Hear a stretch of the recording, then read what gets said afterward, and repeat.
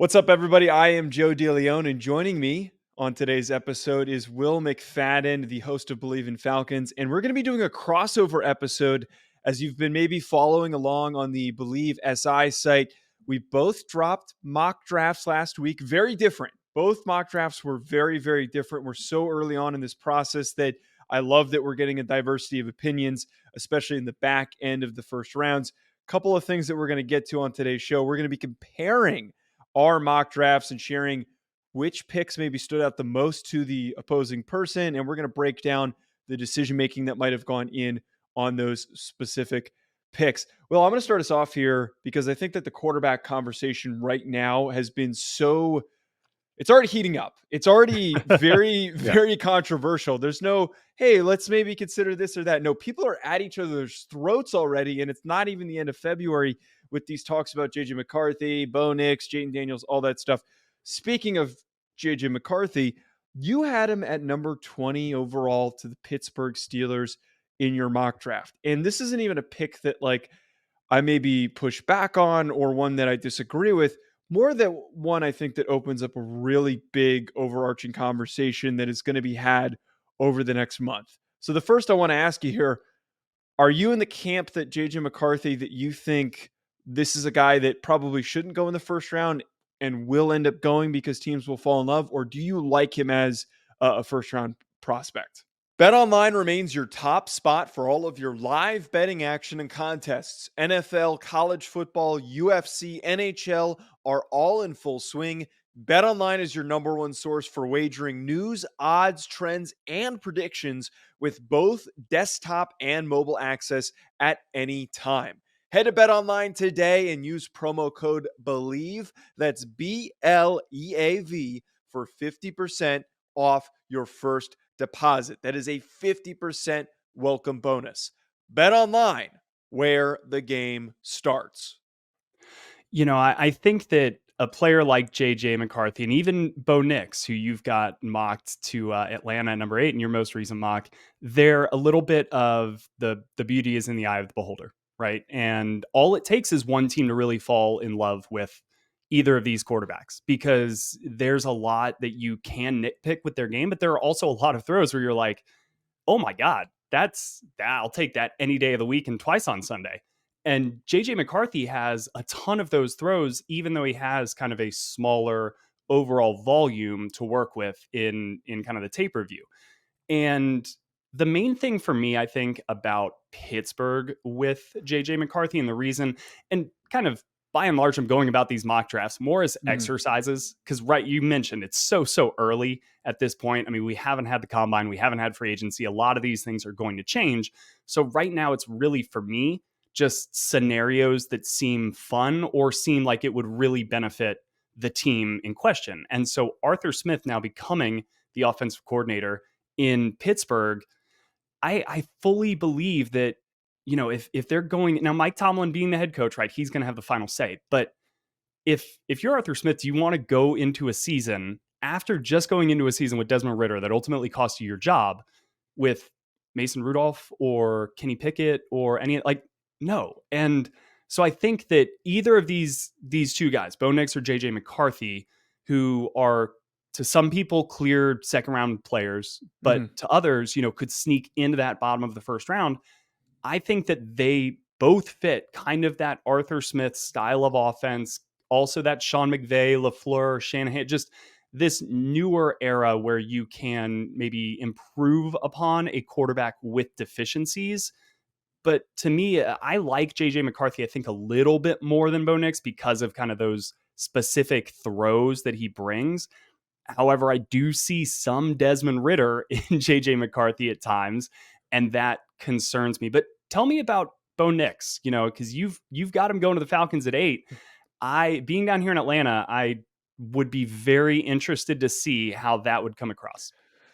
Yeah, Bo Nicks possibly ending up with the Falcons was more so the circumstance, and I didn't include any trades because, Me again, neither. really early on to really feel out what these trades could be. I don't like to project them until a little bit later on, but I think that if they miss out on this opportunity to reset the quarterback room, and if they also don't go and trade for Justin Fields, which has been a highly rumored thing. They're going to need to go up and get a guy, and they're going to need to trade up and get somebody. So if they don't trade up and they miss out on what has been the consensus top three in whatever order you want to put them in Caleb Williams, Drake May, and Jane Daniels, they're going to, I would feel like, be in this spot where you got to take the next best guy on your board. I feel like with the way that they were just burned with Desmond Ridder, like you talked about there are some similarities between Desmond Ridder and JJ McCarthy, that it might make sense to go with somebody who is a little higher floor, very experienced, very quick, natural decision maker. At the Mm-hmm. end of the day, I think that Bo Nicks is not a prospect. And to be clear here, JJ, Bo Nicks are guys that I don't even have first round grades on. But the NFL, I think, values these types of guys that are experienced, that make really quick decisions, get the ball out as quickly as possible. That is going to elevate the floor of what your offense is able to do and what you're able to produce in a period of time where over the past couple of years, there's been really poor play at the quarterback position. So to get something that's a little bit more of a sure thing, that is not as high ceiling, that is not going to get you to an all pro level, Bo Nicks doesn't feel like that type of guy. He's never really going to ascend and reach that MVP conversation. But if I can get a Kirk Cousins type of a quarterback who's also been even brought up as maybe a potential option for the Falcons, Yeah. I think you got to take that chance just to get a little bit more solid footing at the position. It makes a lot of sense. I mean, my feeling with the quarterback here in Atlanta is either you go that proven route and maybe you go with a Kirk Cousins for 1 or 2 seasons, which would be very similar to Matthew Stafford to a lesser degree in LA, where Mm-hmm. Zach Robinson comes from, and also so does Raheem Morris. But yeah, I wonder that if the Bo Nicks and JJ McCarthy, to me, if you're going in this draft and maybe you clear the playing field in free agency with a lot of the other positions, I'm in favor of the big swing. Go up, get Drake May. Go up, get Jaden Daniels. And I know that right now we're not doing trades, and so that may factor into the mix a little bit later on. So we can leave that for maybe a month or so down the road. But yeah, if they're there at 8, there are some other players that I think outside of the quarterback position where maybe you get the top corner in this Right. class, or maybe you get the top edge rusher. And so the Falcons are definitely in a very interesting spot at number 8 for the third year in a row. To quickly talk about JJ McCarthy, though, just to share my thoughts on him, I'm not in on him at all. And as somebody who has watched a lot of Daniel Jones as a Giants fan, somebody who Mm. grew up in New Jersey, been way too exposed to Daniel Jones, I see a lot of similarities between the two of them, where big, strong, physical guys that are going to be capable, really good runners, and can be a real strong facet to your run game if you design rushing plays for him. But for whatever reason, that internal decision making just isn't there. And we saw that in the Rose Bowl on the first passing attempt, or it was the first drive rather, where he tries to throw the ball out of bounds and he ends up almost getting picked off by Caleb Downs. I feel like there's so many plays littered in JJ McCarthy's film that just are such red flags to me. He needs to go in a situation, I feel like, that he is not going to play for 2 years, maybe even 3 years before he gets on the field, because he is just not far along enough. I really wish he went back to school, and maybe I'd feel a little bit better about this. And if he was smart, I think he would have gone back to school, because there's already talks about how next year's quarterback class is not deemed to be very good by the NFL. And he could have been a top 10 pick if he showed some signs of progression and more impact as a passer. And the last bits of this year, I'm just really fearful of with JJ McCarthy is he was not the reason why they won. A lot of the times, the reason why they won was because of the run game. And a lot of times his mistakes had to get bailed out by their defense, by the run game. So I'm super, super cautious. Not so much me disagreeing with you putting him in the top 20, because I think it's going to happen. I really think that the NFL is going to pull the trigger. Someone's going to trade up. Somebody's going to get him maybe even higher than 20. It sounds like there's a huge possibility of him going in the top 15. But I'm just saying, whatever fan base or team gets him, be prepared, because there's going to be a lot of highs and a lot of lows with a guy like this. And what you just said, though, is the reason why I think he will go in the first round, because if he had stayed back a year, and we'll call this the Christian Ponder corollary, but if he had stayed back, he probably would be the number 1 pick next, or not number 1, but number 1 quarterback in the draft next year. So if you can get that at 20, if you can get that at 26, like, yeah, would you rather go ahead and get him now and maybe sit him and do a Jordan Love route or something like that? than go for Carson Beck next year at 7 overall, right? Like Right. that's probably the calculus here. But I love that you brought up the Giants, because my first one that I really want to ask you about is Joe Alt to the New York Giants, because that's just one that I have not seen connected a lot. I've seen Joe Alt to the Chargers. I've seen Joe Alt to the Titans a ton. Mostly to the Giants, it's been receiver. I've had, I think, Malik Neighbors to the Giants in both of my mocks. Rome Odunze is a very popular pick there. So why do you see the Giants? Obviously, they need that offensive line help, but why are you prioritizing that in your mock over some of these receivers? So Malik Neighbors was somebody who I had go to the Giants the first time around, and a lot of comparisons to Odell Beckham Jr. are going to get thrown out there, which is why that pick just feels right. I wanted to go in a different direction because I found myself constantly doing this, where I kept finding Malik Neighbors on the Giants, and there is a discussion to be had where if you're the Giants, there's a lot of really good receivers, and your second pick in the second round, at the beginning of the second round, you could still end up getting a really highly contributing receiver, whether it is Lad McConkey, Xavier Legette, AD Now we're Mitchell. talking. I love Uh, both those guys, man. Lad and there's so many Xavier. options. There's Yeah. so many options. It's crazy the amount of, and Jalen Polk is another guy who I really like from Washington who could be on the board, but their offensive line was inconsistent last year because of injuries. But Evan Neal to me has proven that he's not a right tackle, and he's not going to be a good right tackle. I feel like I'm wasting Joe Alt by putting him at right tackle, but at the same time, if you're the Giants and you've been trying to figure out this offensive line equation and you know that you need to get it right, don't waste the opportunity to get an all-pro in Joe Alt, who is just such a rare player at his physical stature, his flexibility, and all that stuff, and then move Evan Neal into guard, who his balance isn't great, so he might be a little bit better if he's asked to play in the interior in more of a short area situation. So that's my big reasoning why I really like that possibility of getting Joe Alt at right tackle. I think that makes all the sense in the world, right? In a draft that is, and I feel like we've said this 3 of the last like 5 draft classes, generationally, Mm, talented at the wide receiver position. Yeah, instead of maybe getting the number 2 receiver, right? Because Marvin Harrison Jr. is the clear kind of number 1 at the position. Instead of getting your pick at the second receiver, go with the number 1 offensive lineman, and then in the second round you can double dip and still get mm. in pretty much any other draft class somebody who may be a first round pick. So I really like the logic there. So, well, another pick in the top 10 that you had that really drew my attention, the Bears at number 9 taking Brock Bowers, and this is one that I actually had mentally toyed with, which is why it caught my attention. I ended up opting against it because of the simple fact that they've already got Cole Kmet. But I really would love to hear your thoughts on this and why you went with Brock Bowers here with the Bears, because it's a interesting discussion to be had on the value of having 2 tight ends that do 2 very different things. And if you've got 2 very productive tight ends, it could be very dangerous for Caleb Williams early on in his career.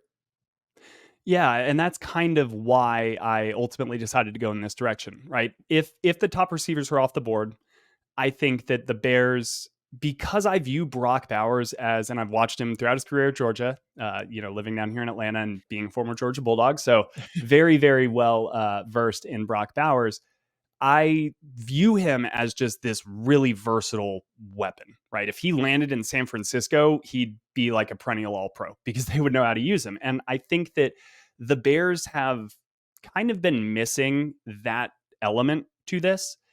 And if they don't hit on, or if the top receivers are gone off the board, I think you could see a situation where let's go ahead and add who we feel may be the best offensive skill weapon on the board at this point, and then they can double dip with receiver later on. But I think, as you just said, if they go with Caleb Williams early on, getting him some more of these safety valve players, you've already got DJ Moore in place, so you've got kind of your big name star receiver there that hopefully you could develop instant chemistry with.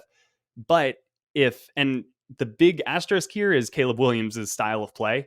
And actually, the more that I dig into Caleb Williams, I'm kind of like, I feel like I'm getting the ick with him a little bit, because I'm just like, man, what happens if you have 8 seconds left on the clock at the end of the first half and you want to get 2 plays off? I just feel like that's never going to happen with Caleb Williams Oh because he's going to no. take 12 seconds to throw the ball in the first play. So a tight end, you would have to coach him into that and say, look, here's your safety valve. But Brock Bowers is also so good all over the field, short area, intermediate, and deep, that he could be the type of scramble drill player who is still also a safety valve for a quarterback like this. He is a good blocker. He brings a lot to the table. I mean, we've been talking about Brock Bowers for the last 3 years, it feels like. You guys don't need me to reiterate what he does so well. It was more about the way that the board fell and still being able to get an elite weapon for your young quarterback. And that's kind of why I ultimately went with Brock Bowers at number 9. Other part two here is Kmet, I want to say, is not too far off from an extension. And as we've Mm-hmm. seen, investing in tight ends has been very, very hit or miss for that second contracts. Like Darren Waller hasn't really worked out and gets traded and hasn't worked out with the Giants. And, I think of guys like Austin Hooper, who hasn't Mm-hmm. necessarily lived up to. Hunter Henry's a guy that I think of immediately that didn't really pan out for the production for that you would have hoped for what he was being paid. So the hit or miss nature of some of these tight ends that are similar to Cole Kmet, it could benefit them to get Bowers and then just let Kmet test free agency. And then you've got your tight end safety valve figured out for Caleb Williams for that long-term future for the Bears. Absolutely. Yeah. I mean, if you can get a player like Brock Bowers for, pick up that 5th-year option, you've got him Yeah. 5 years. Hopefully you're coinciding with and those are cheap weapons to really Yeah. have in your arsenal offensively. I want to pivot to the defensive side of the ball though. And one team that I think we are very, very much in sync with, and you can almost kind of circle that position, is Houston. And I think at number 23, you've got Jazon Newton Mm. going there. And I have had, Murphy from Texas as kind of my pick there as well. So it really feels like out of that defensive line, you went with Will Anderson. The offense, it looks like, they can't do anything wrong offensively in Houston right now. So that does free you up to maybe address and focus on the defensive side of the ball. Why do you like them to go defensive line in particular instead of maybe one of these top cornerbacks or, maybe pick one of the top linebackers off the board? Why is it that interior of the defensive line for you? Yeah, I want to say that where they were picking a lot of the corners in my mock draft were pretty much already off the board, so it made it a little tricky I mean, for you them. got But Cooper DeJean going right after him. Like I that's a love good Cooper point. as a player. Yeah, that's a good point that Cooper DeJean could have made some sense there. But the big thing that drew me to this was thinking, okay, Will Anderson did so well as a rookie, and his production is only going to continue to increase. How do I capitalize that so that this guy doesn't stagnate in his progression and his production and his improvement as a player? I find him somebody to play opposite of on the other defensive end spot, which in the past I've gone Dallas Turner, I've gone Braylon Trice, or I find somebody in the middle that is going to eat up double teams and that is going to create opportunities for him to be one-on-one, which is Jer'Jon Newton. He is the most disruptive defensive tackle in this class on a consistent basis. I think he's the most well-rounded defensive tackle, despite being on the shorter side. Very physical, very, very powerful, so low to the ground. He's one of those guys where you ask about all these other interior linemen that had to face off with him. They couldn't get underneath him, kind of like that Aaron Donald effect. Not Mm-hmm. comparing him to Aaron Donald, but the effect of he's so low to the ground, you can't get underneath him. So that leads to a lot of really easy pressures on his part. The disruption that he is going to create diverts attention away. And that to me is going to make a really dangerous unit. I think that there's a lot of good defensive tackles in this class, but if Newton is on the board and you're the Texans, and if you're D'Amico Ryans, who has coached some really good defensive lines, having another really brutal piece to deal with in Jer'Jon Newton, I think it could just be so, so dangerous for the Texans. That's exactly kind of why I had him going to Houston as well. And Grady Jarrett, right here in Atlanta, is a very Yeah. similar player.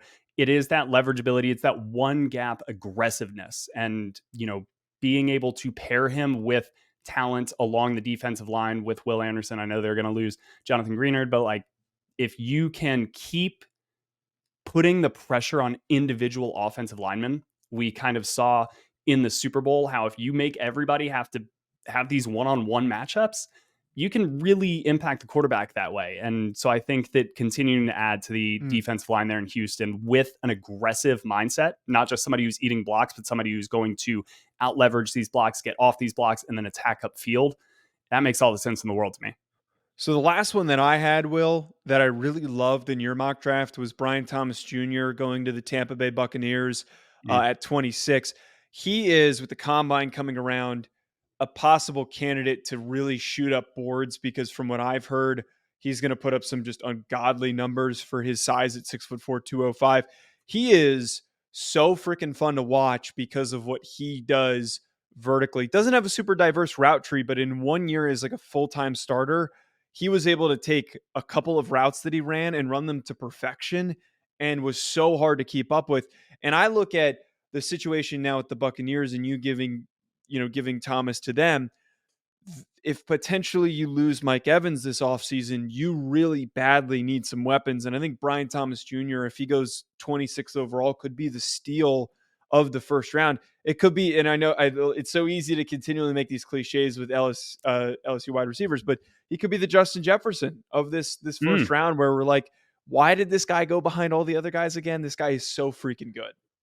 I really like that. Yeah. And I mean, I think back to like Calvin Ridley in 2018 too, when he drops all the way to Atlanta at like 28, and you're just kind of like, what did everybody else miss? Because it looks like this guy is really, really good. And when you watch Brian Thomas, you're like, this guy's really, really good. And I know that he would be kind of the Mike Evans replacement down in Tampa Bay, but the player that I actually comped him to in my mock draft was more Mike Williams from the Chargers. And obviously you hope that the injury history does not translate over to Brian Thomas, but it is just that downfield ability, the athleticism down the field to make some of these leaping catches, that, speed to break away from defenders when you do get the ball in your hands. He does have just kind of everything. And it is interesting to me. And maybe we will see this change in the coming kind of weeks and months, him kind of creeping up a little bit closer to the pack, because it feels like you've got the clear top tier and even a tier within that top tier, right? With Marvin Harrison Jr. kind of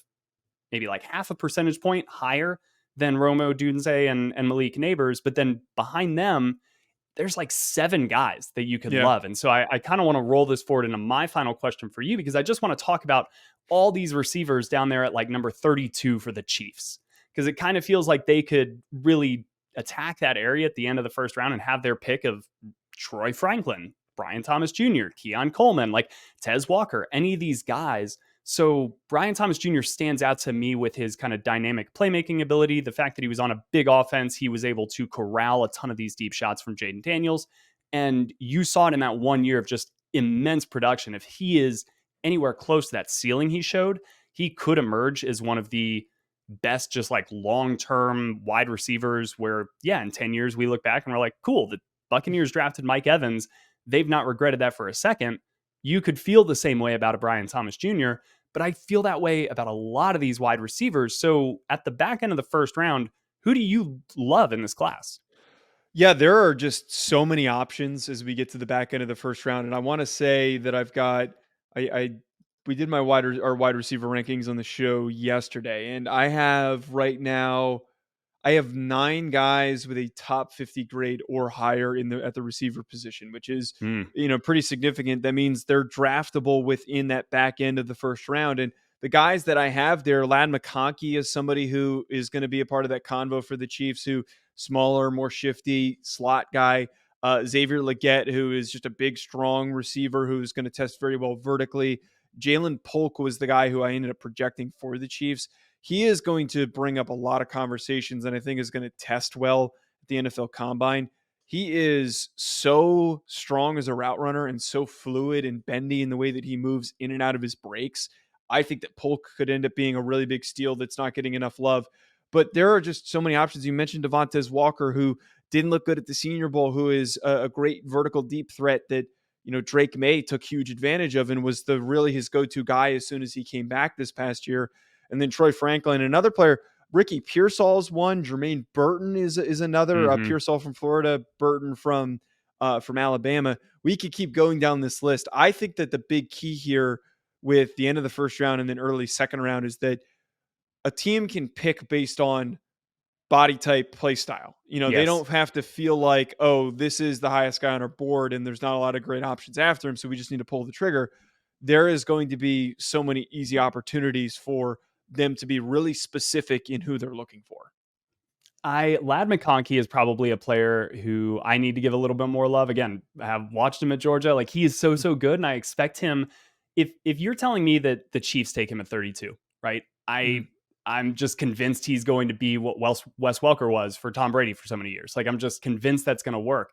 I also, and I just had this thought, so tell me if I'm wrong about this, and we can keep it quick because I know we're going to wrap up here.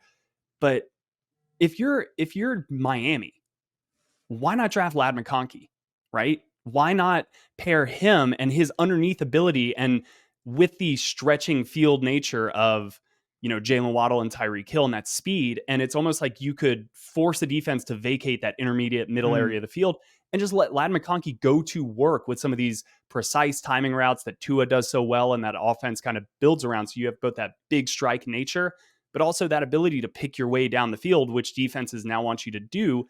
I mean, Lad McConkey in so many different offenses could open things up, and he may be like an X factor in this first round for me. I like that idea. The only thing that I would slightly push back on is that I feel like because they have so many guys that are in that body type, the True. 5'11" and under, that like if they do draft a receiver, I feel like they would need to go with a Xavier Legette, somebody that's a little bit more bigger body, that is going to be a little bit more physical. I also think that one position that hasn't even really been brought up, I feel like early with the Dolphins, they need to get a tight end. Durham Smythe was Yeah. fine, and that was played that role that you're talking about here, where he's a little bit underneath because he's not somebody who's an athletic freak that's going to stretch a defense up the middle. He's not Travis Kelce, but getting somebody to fill that role, I completely agree. They do need to get somebody.